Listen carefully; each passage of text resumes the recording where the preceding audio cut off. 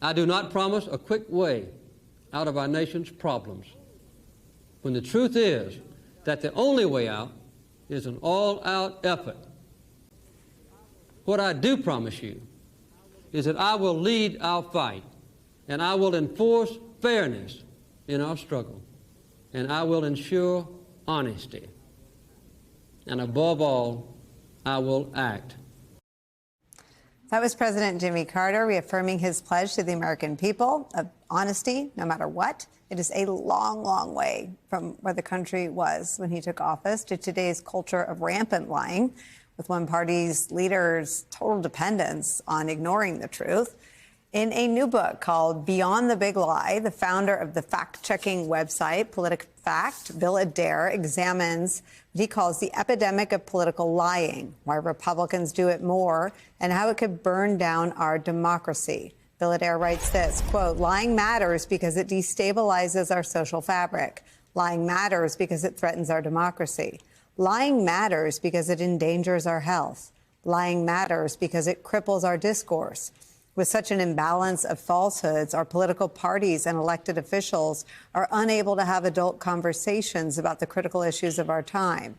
They can't agree on facts because one side denies the truth." Bill Adair joins us now. Bill, I don't know that there's a more legitimate claim to must read ahead of the inauguration than this, but I'm so glad that you wrote it, and I'm so glad that you're here.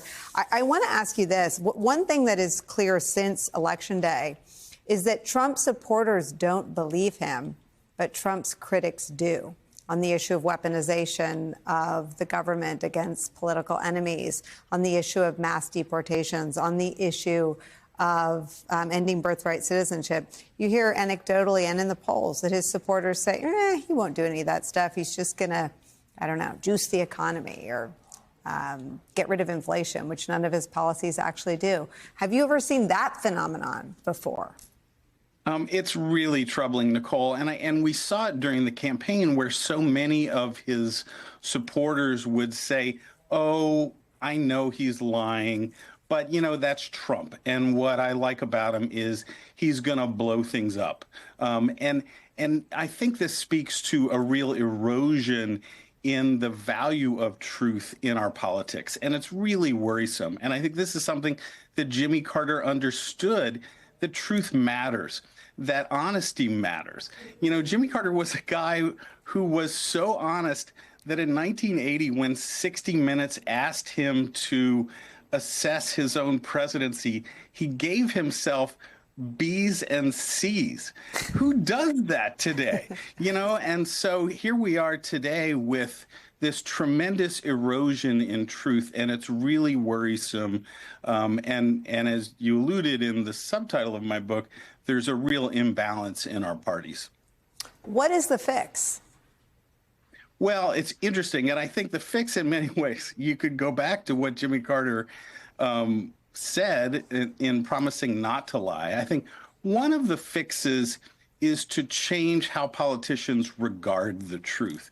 Now, part of this is that people have to come along and people have to want the truth, and I'm not sure how we accomplish that.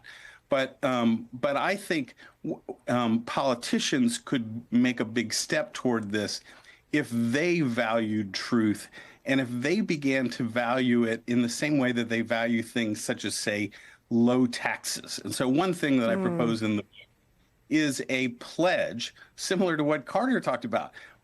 Imagine that if politicians signed a pledge saying, "I won't lie to you," and challenging their opponents to do the same thing.